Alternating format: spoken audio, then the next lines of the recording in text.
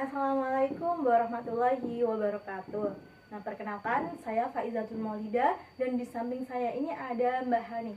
Nah, beliau ini seorang pedagang UMKM di sekitar daerah Salatiga.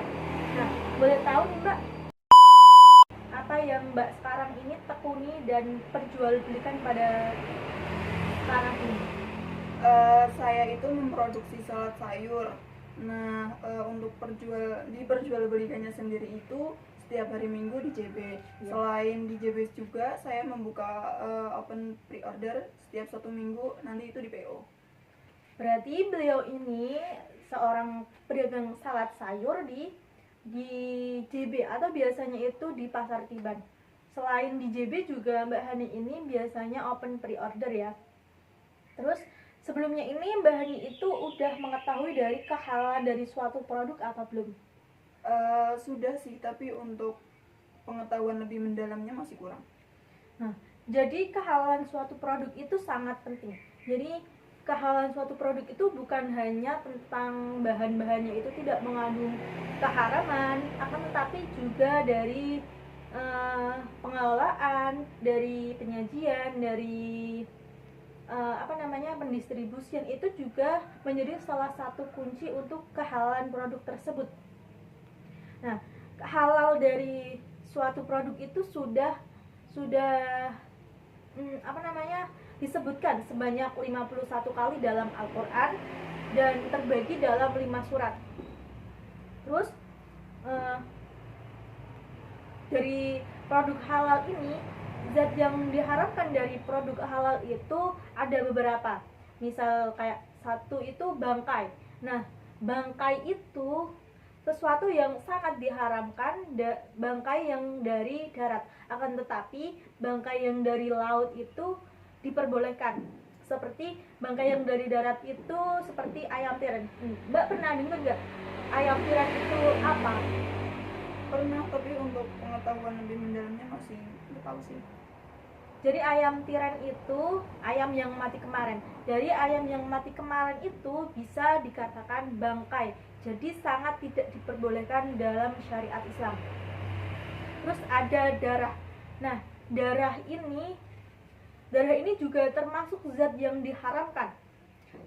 Kayak darah yang mengalir dari sesuatu yang disembelih pada waktu penyembelihan hewan tersebut.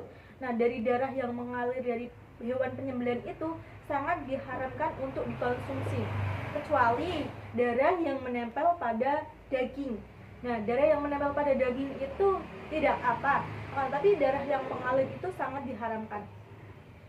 Terus ada hewan yang disembelih atas nama selain Allah itu juga sangat diharamkan.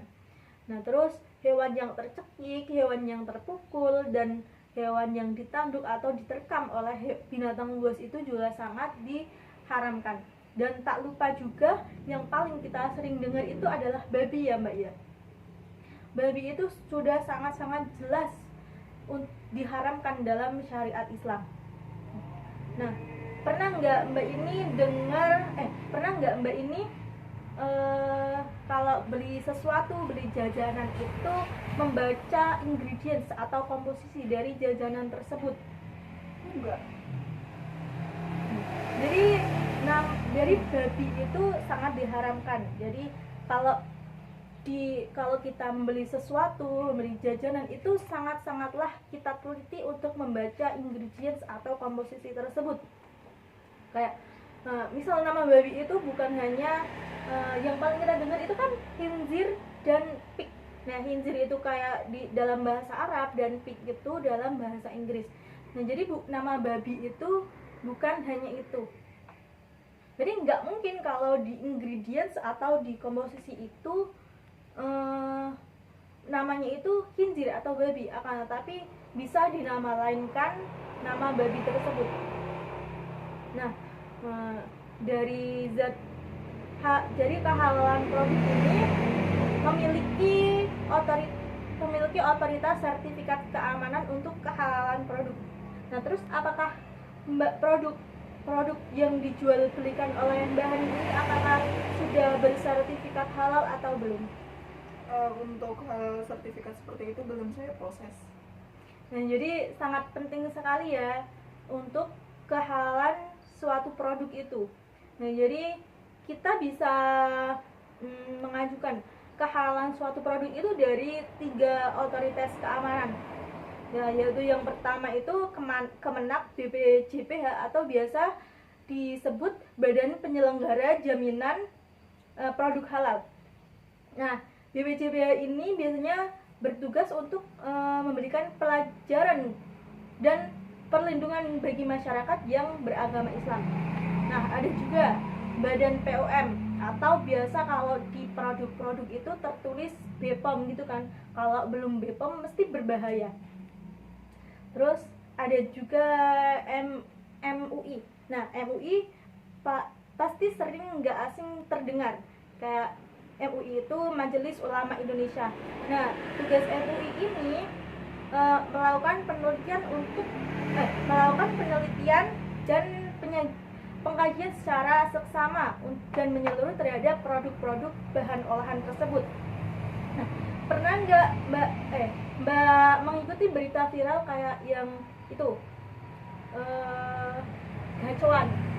Pernah. Gacoan itu kan pernah viral kan ya, gara-gara nama-namanya itu nggak mencerminkan dalam syariat Islam. Nah, nama-nama dari gacoan itu ada kayak mie iblis, mie setan, itu kan sangat-sangat gak mencerminkan dalam syariat Islam.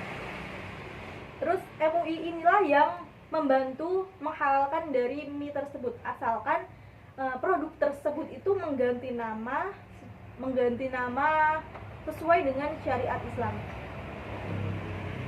Nah, terus saya mau tanya nih, dari yang saya jelaskan itu yang Mbak tahu tentang kehalalan beberapa jenis produk itu apa saja? Untuk sepengetahuan saya setelah tadi Mbak jelaskan terkait produk halal dan haram, untuk produknya sendiri dari salad sayur itu dari pengolahannya, dari pendistribusiannya, dari cara memperoleh bahan-bahannya itu udah termasuk dalam bagian halal dan haramnya. Terkecuali dari tadi yang Mbak bilang terkait sertifikat itu juga termasuk dalam kehalalan dan keharaman dari produk tersebut. Terus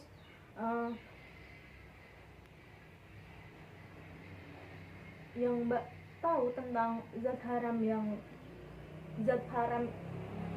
dalam syariat Islam itu seperti apa dan bagaimana? Kalau zat-zat yang haram tadi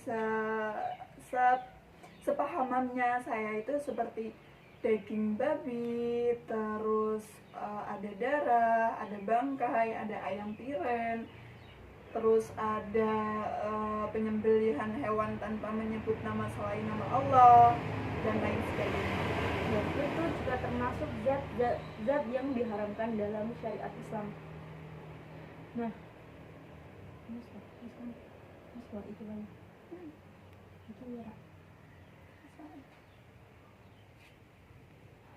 Terus kenapa menurut Mbak ini mengapa ada halal dan ada haram? Kalau untuk mengapa ada halal dan haram sendiri itu secara logika yang saya dapat untuk membedakan mana sih yang baik untuk tubuh kita sendiri sama yang sekiranya itu ada kemadaratannya atau ada hal yang memang kemungkinan besar itu tidak baik buat badan kita sendiri. Tuh.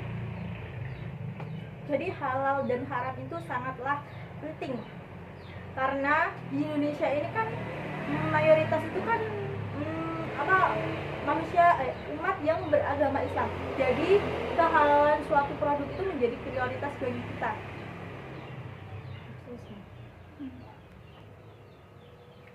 Nah, jadi mungkin itu saja ya percakapan pada pagi kali ini dari saya dan Mbak Hani. Mungkin jika ada salah,